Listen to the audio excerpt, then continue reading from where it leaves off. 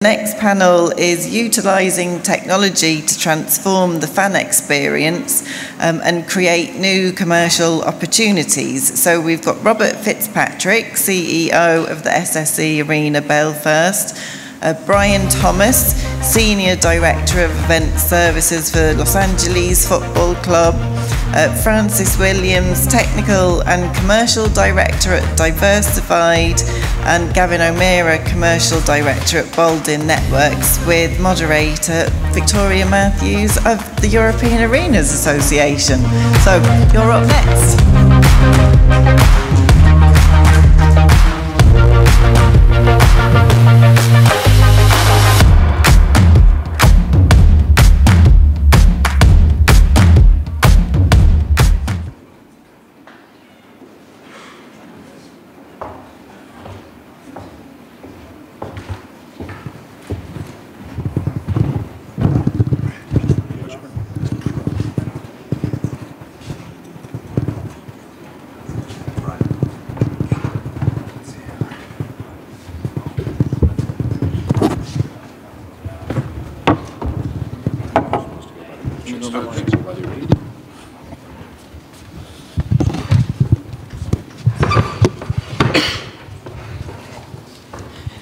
Great.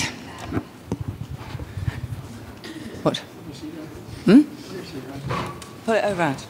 Further around. Okay. Good. Great. Welcome, everybody. So I am Victoria Matthews from the European Arenas Association, and I'm just going to ask our panel to introduce themselves very quickly. Yeah, thank you. And I apologize in advance. It's 3 in the morning in Los Angeles, so I'm running purely on caffeine at this point. But I'm Brian Thomas with Los Angeles Football Club and BMO Stadium in Los Angeles. My job there is to oversee all of our sort of guest-facing departments, so our safety and security team, guest experience, ticketing, and parking and traffic operations are all kind of my world there. Hi everyone, I'm Gavin O'Meara. I'm Commercial Director at Boldyn Networks. We are a connectivity infrastructure company who deploy mobile 5G DAS, Wi-Fi private network systems into stadiums and arenas. Hi, I'm Francis Williams, the Technical and Commercial Director for Diversified. We are a systems integrator and technology integrator in venues. And my name is Robert Fitzpatrick and I'm the CEO of the Odyssey Trust in Belfast. Great, thank you very much. So we are here to talk about utilising tech to transform the fan experience. Big topic, we've got 30 minutes. We were discussing preparing this panel, and I think it was you, Francis, that said the utilisation of technology to transform fan experience means different things to different people, to different venues, and to different sports. But it is clear that nothing can be achieved without digital infrastructure and full connectivity. So I think there are to break this panel down, we've got kind of two underlying objectives. And that's the venue goal to move from venue to destination, and the customer goal for this to create this seamless, value-driven experience. So I think what we should do is start by benchmarking where we are today and looking at future goals. We're very lucky today to have representatives from sports clubs. So we have football from the United States and ice hockey from the United Kingdom. So interesting, and probably a testament to the power of sport to create truly global power of sport. And if you get the right experience, you can create a fan environment. So, and then we have infrastructure providers. So I think what I'd like to start with is starting in the US, if you could just give us an overview of where you think venues are at the moment in terms of utilising technology and what you're doing in your venue to sort of follow and set the trends. Yeah, happy to. I think you know, for us, it's a lot around the fan experience, right? That journey from the first ticket purchase all the way through pulling out of the parking lot at the end of the event, right? And it's how do you use that technology to sort of make that seamless as possible, right? And that's right now, as we all know, and it was mentioned on the previous panel a little bit. Right now, that's all right here, right? Everything is in the pocket in this little device that we all carry around every day. And so for us, I think what we're looking looking for in the future is how do we sort of eliminate the device, right? Because what's next for us isn't necessarily going to be what's the latest app on your phone. It's going to be how do we eliminate the phone altogether. And so, you know, we're looking at things like facial recognition, although I've been told recognition makes people nervous, so now we're calling it facial authentication instead, because, you know, it's all about making people feel comfortable. So it's those kind of things, but it's more than that. It starts with the parking journey. So one thing in Los Angeles is everything you've heard about the traffic there, absolutely true. It's terrible. We are right in the middle of downtown. You know, we do an event at 7 o'clock on a weeknight. You're not getting there at 7 o'clock on a weeknight, right? It's just not going to happen with the gridlock and the traffic in downtown Los Angeles. So it's how do we streamline that traffic and parking plan to get you to the venue on time? And, you know, maybe that isn't, right now it's, hey, your parking pass is in that mobile wallet on your phone. Well, maybe the future is that's your license plate on your car. It's just a quick scan and go if you've pre-purchased that parking, or it's tied to your credit card in some way. We've partnered inside the venue with Amazon, and we're using a lot of their just walk out technology in concession areas now. So it's scan your credit card or your phone on your way in, go grab whatever you want from the concession stand, and just walk right back to your seat. You're going to be charged based on what you grab, right? So it's anything like that that can streamline those little hiccups in the process in any way you can, right? And it's the ability to sort of take those little things and just make them easy, right? It's safety and security, it starts there. So you walk through, you've got, I see Evolve is here as a vendor outside. So wonderful technology, right? Something like that where you're not having to unpack your bags anymore. You're not having to go through that hiccup in the process. You just kind of walk in. Ticketing with facial recognition is the same way, authentication's the same way, right? Where it's not searching for your ticket through your mobile wallet anymore. It's just a quick glance at a camera, opens the gates and takes you into the seats, right? So it's each step of that process, and we're doing the same thing with that walkout technology that Amazon's doing in the concession areas. So it's anything to eliminate that extra few minutes and allow you to be in your seats enjoying the event that much quicker. And I think that's really the future for us. You know, our CTO and I have a conversation all the time about, he loves technology, and we're a very technology forward club, have been since we opened the stadium in 2018. But it's not only, hey, what's the next cool thing we can do, but how does that next cool thing actually make the process better for the guest, right? Because that's it at the end of the day. Yeah, it's about getting rid of those pain points and creating an environment where people actually want to spend and talk about the experience. Robert, coming back to Europe, how do you see the situation? Is Europe very far behind this? What are you doing at your venue to implement tech? I think in some cases Europe's lost the run of itself because it's focusing on high-end provision as experience, and they're just wrong. I think that the split between high-end experience and GA experience has been demonstrated across any P&L to be sort of imbalanced. We've just done the walkout technology as well. We were the first in Europe in an arena to adopt it, and it's tremendous. It's absolutely tremendous. I think there was something was said in the panel there about value, and I think that it's fabulous to have all the kit and all the toys, but in order to have that, you got to spend money. And eventually somebody's going to say, okay, you've spent £5 million on tech investment, and your return is a very happy customer. Where are you getting your money? So there's going to come a point where we translate this rush for this holy grail of experience through, you know, trying to compete with somebody like Apple or Microsoft or Nike, where you just cannot compete. So you're actually trying to sort of balance out a scenario where Belfast is a city of 300,000. It doesn't matter why I have the sweetest parking system in the world. They'll still turn up 5 minutes before the event and expect to park. So there's a habit forming that's been driven by people's adaptation of the phone as their... I mean, the only thing the phone doesn't do now is beam me up. It does everything else. And the fact of the matter is that in the rush to be technologically proficient, you can lose sight of the fact that you still have to make money. So there's a very fine line between having all the kit having all the toys, having the aspiration of saying, yeah, we can do that.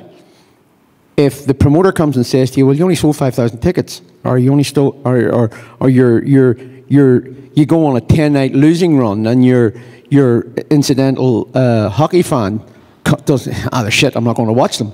So there's a very, very fine balance. Now, that's not to say that we haven't to embrace this new, if you like, demon that we've created, because it's a creation of expectation now.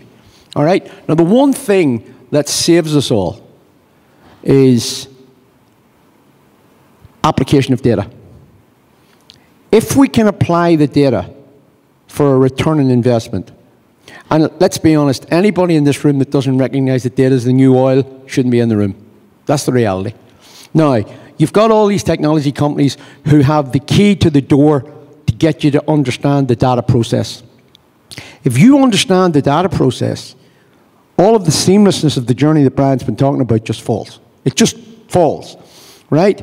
But it becomes then the new norm, right? And instead of turning up 5 minutes before, they'll turn up 2 minutes before, right? And they'll say, but you know I always come late because you've got my data. I've given you permission, right? And that's notwithstanding the battle that all these silo whales are going to have with GDPR when they finally work out, hang on, we can monetize this for a government tax. We can actually, governments can make money from this because they're going to start using it as a permissioned process for data use. So there are so many, if you like, pitfalls, right, that the venue provider, the stadium, the arena, can look at and say, you know, from a sort of a fan provision, I've got that. But they actually aren't thinking through how they're paying for it. So, for example, if you put in, take Just Walk Out as an example, anybody that sees it realizes it queue busts. Anybody that sees it realizes you're taking a wait time on a big game from maybe 12 or 13 minutes for a pint to 35 seconds, right? But it costs £250,000 a unit. So you've got to do your homework, and then you've got to, when you set the bar of expectation, be very prepared the very next day to raise the bar. Because that's all you've done. You've reset the bar of expectation. You've got to win, which is this magical thing called data that you don't and haven't worked out how to use. And that's then where you need the people to be coming back in behind you and say, okay, Robert, forget about the front of house stuff. Forget about the 5-minute to 2-minute journey stuff. Actually think about how you're going to now make the return on the investment that you've made to make this thing seamless. Yeah, that return on investment. Francis, from the provider's point of view, having heard what you've just heard, some thoughts perhaps? Yeah, so I think that what Robert says is something that we've seen a lot, and I think that the guys before us mentioned exactly the same.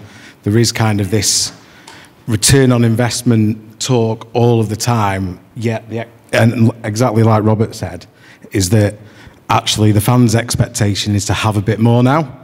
And it's definitely a trade-off. And I think that we constantly over here and across Europe look over to America as what are they doing? What should we be doing? How do we copy that?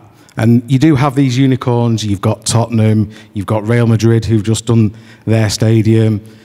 But there is a challenge for everybody else. And that challenge is actually the fact that over here we're actually still on a journey. And we've not completely interpreted each customer journey to actually get that into a commercial model, I think, is the easiest way to describe it. Many years ago, I was part of the first Wi-Fi deployment in a stadium, and that was brought around, and they used a betting company to back it, but all of the stats and all of the information was brought from NFL. So in an NFL game, a game is 60 minutes and people are there for 3 or 4 hours. There's lots of dwell time. You can look at the phone, but that just doesn't translate into fan behaviour in Europe. And it is, that's kind of the mindset that we're starting to see now, is actually it's about changing the customer journey. How can we get people engaged before the game, after the game, before the event? Everybody's now looking at hospitality, fan zones, and those kind of things. And I think that bit of translation and understanding what works in America doesn't necessarily work in Europe. But it's not that all of it doesn't work. It's the application of the different technology. So in games, you know, if I took cricket as an example, where there is very little money in cricket, so it is difficult, but they could take things like serving at your seat, and they, you know, that would work because it's applicable in that environment, but that wouldn't work in football. You know, in football, the fans' behaviour really wouldn't allow for that, and also the fact that you can't drink while watching the game in the UK is one of the other things, really.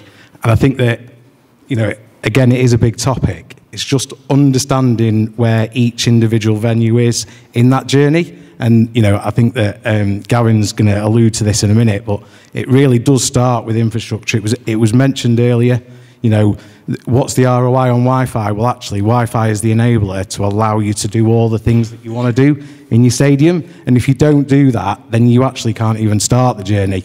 But the reality is, from what I've seen, is that certainly in some venues, they're still not at that point where the basic infrastructure isn't even there, and therefore, you know, they're not going to even get on the journey or see what they, you know, see any fruition of it commercially moving forward.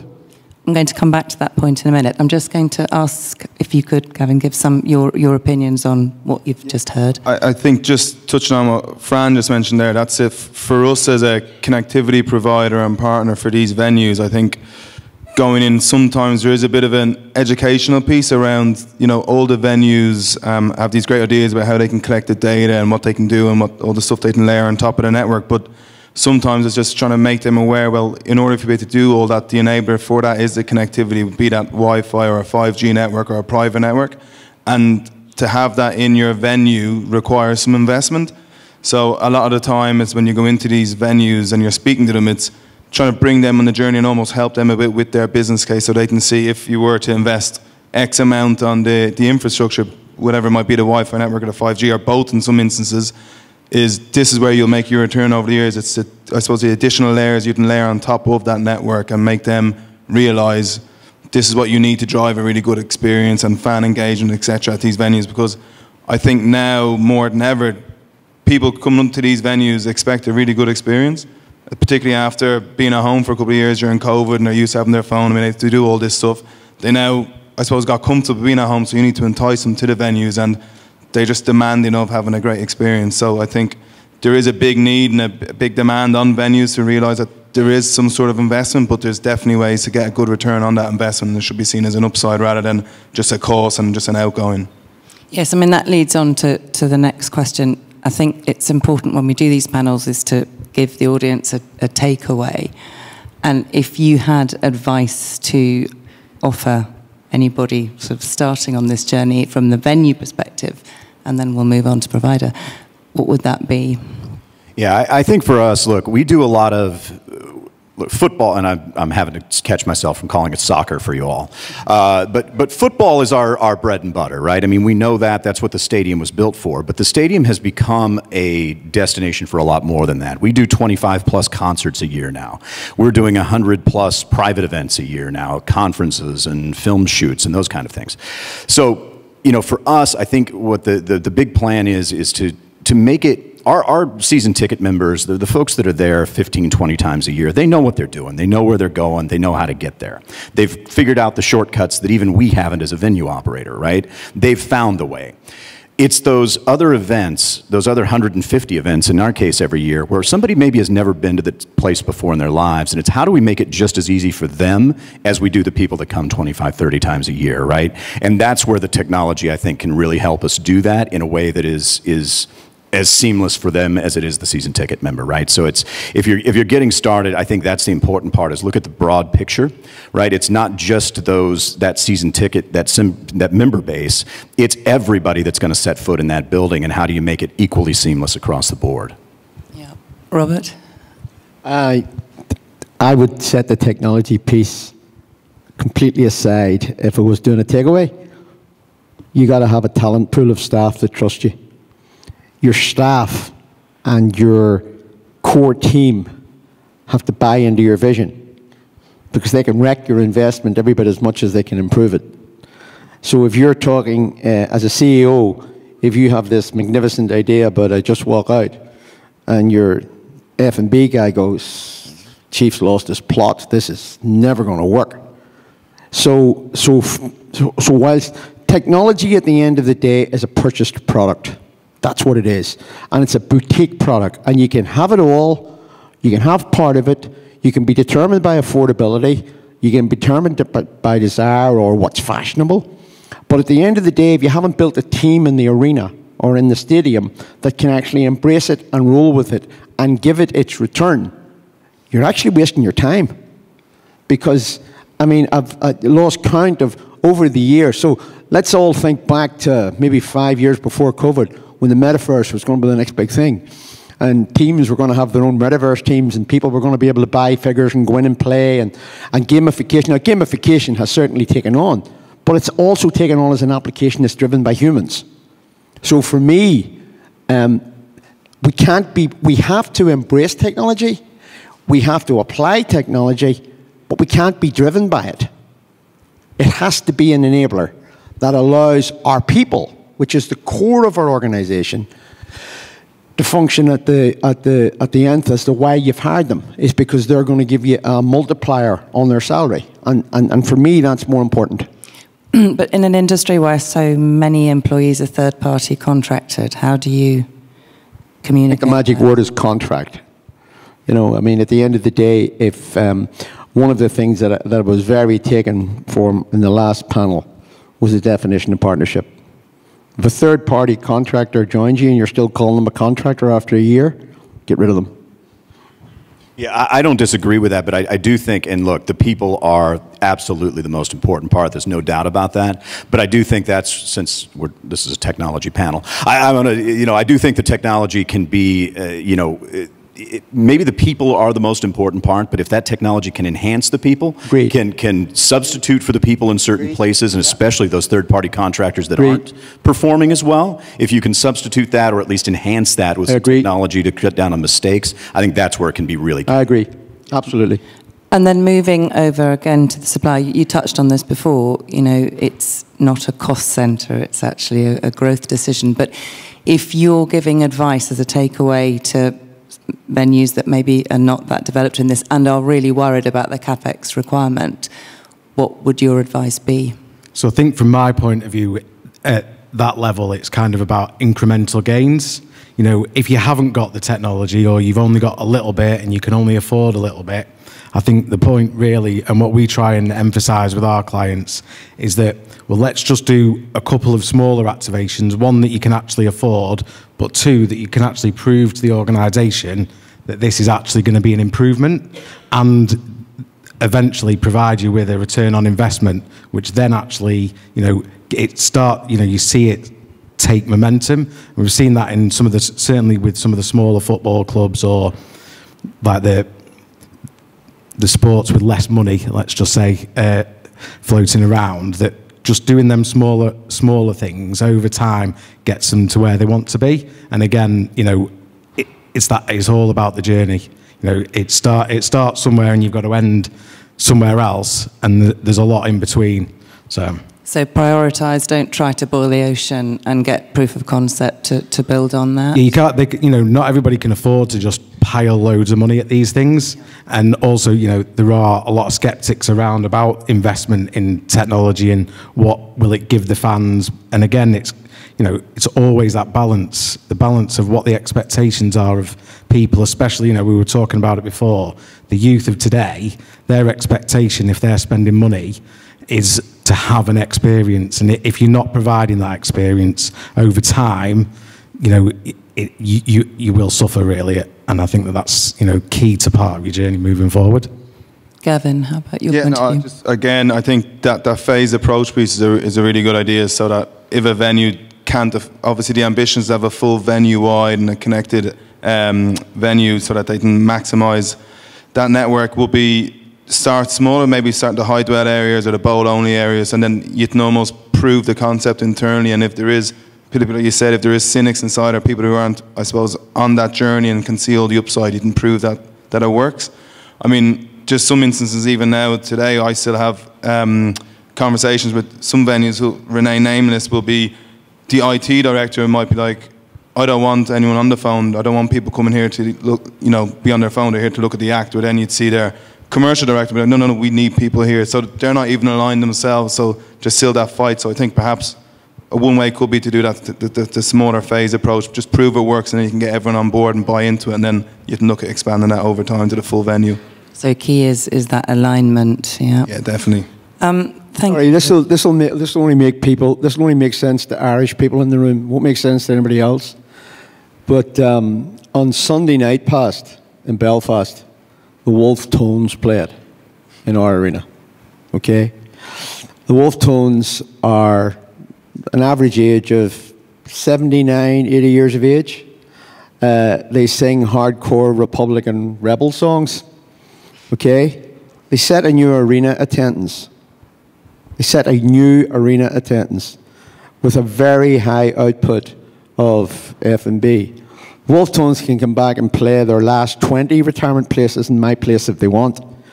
But it's because they set expectations for the audience that you're talking about, right?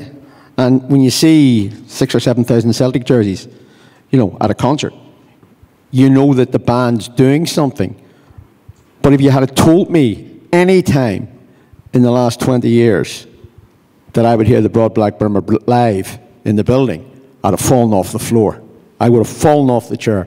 So it's just to show you that there is this type of spontaneity that's driven by the Wolf Tones playing last year's Electric Picnic, and there was more people outside the tent listening to them than there was inside the tent. And it was that type of phenomenon that technology allows you to take advantage of, because they're watching it all on YouTube, or they're watching it all on Instagram, or they're watching it all on TikTok.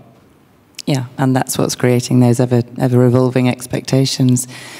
We have a few minutes left. Are there any questions from the floor? Yep. Guess it's just... That's a credit to us, because that's the first question all morning. Wait, sorry? I said that's the first question anybody's asked all morning, so I think that's a credit to us. Well done, guys. I think there was a question over here. Please, thank you.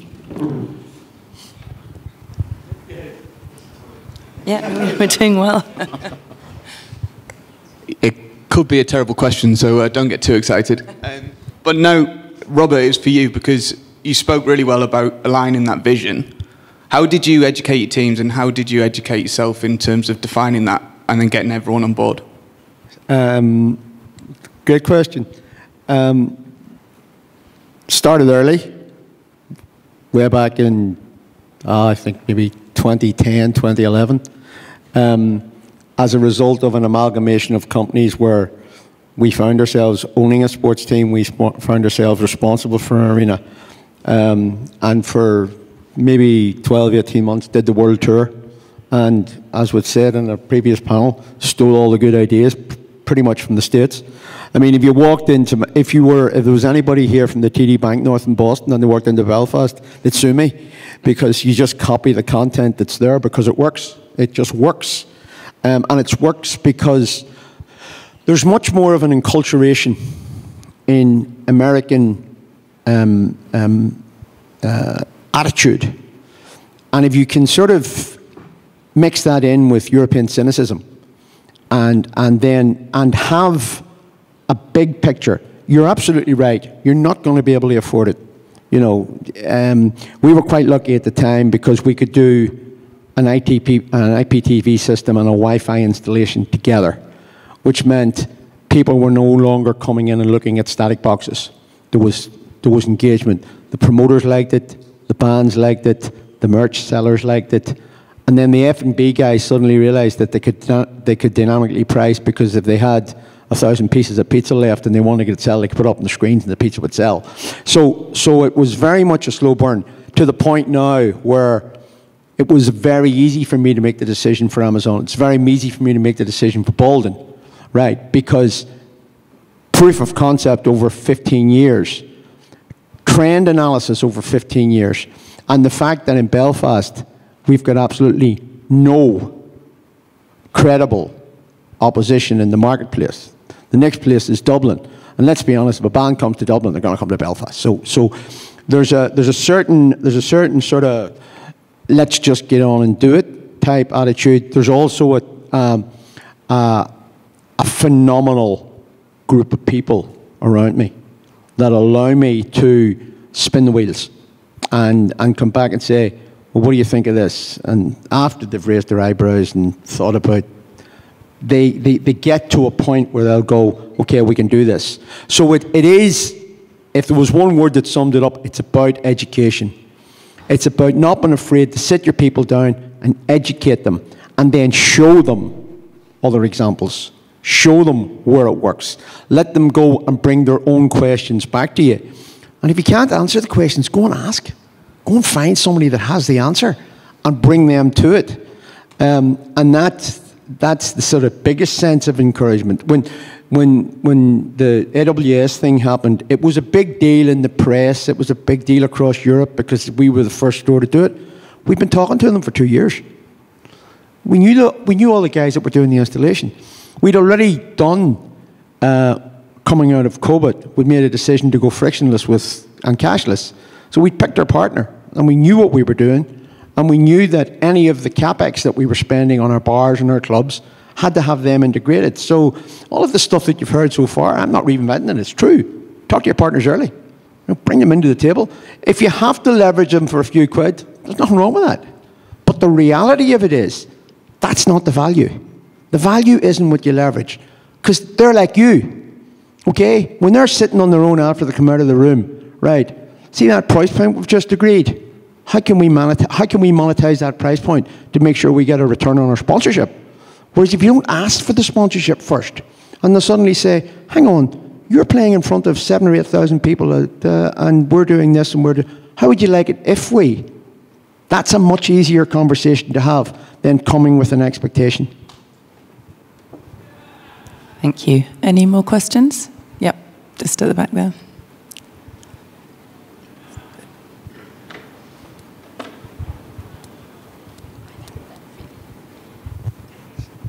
Thanks. This might be one for Brian, I think, possibly, but when you're looking at a venue, so you've got a finite amount of space and then also a finite amount of time that people actually spend physically with you, where are you looking with regards to implementation of new technology to create new commercial opportunities? Because obviously it's quite a diluted space as it is. How are you working with the venue that you've got to try and maximize the space that you've got, but then also the time that you have with your fans? Yeah, that is actually one of our biggest challenges, because the stadium was actually built on top of the footprint of an old 16,000-seat basketball arena. And so we wedged a 25,000-seat soccer stadium on top of that footprint. So we have very narrow concourses. We have very, we're dealing with we're shoehorned into this little corner.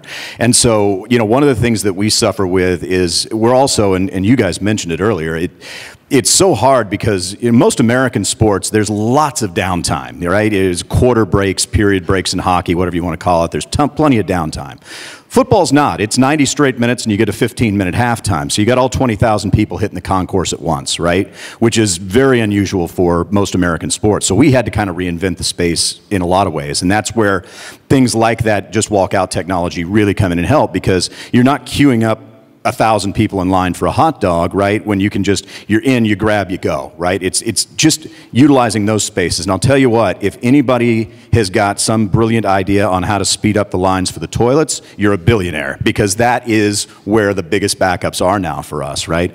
Merchandise we've solved, concessions we've solved. It's the bathrooms now that we've got to figure out. So it's those kinds of things, and just it's getting as creative as you can with the space we've got, which is very, very minimal. And it's little pieces like that, and we've got, there's a great picture out there somewhere of our guest experience staff trying to manage the queues for one of our concourse locations, and they're out there with these little, they look like they're landing a 737. They've got these little light sticks, and it's like the front of the line's here, and then we're going to break so people can pass on the concourse, and the next line's here, and so it's to your point, it's the people as much as it is the technology in a lot of spaces, but it's fusing those two things together and finding the best way to work those two pieces together that really make it kind of operate the way, maybe it's not supposed to, but that's the way we have to operate it within the space limitations we've got. Cool, thank you. Great. Well, we're just the right time, I think. Thank you very much to our panel. Some great insights today. I suggest there's so much happening. It's so fast. We're kind of still in the foothills of this. So I suggest we record and we reconvene in 12 months and map our progress. I think that would be very interesting. Thank you very much indeed. Thanks. Thank you.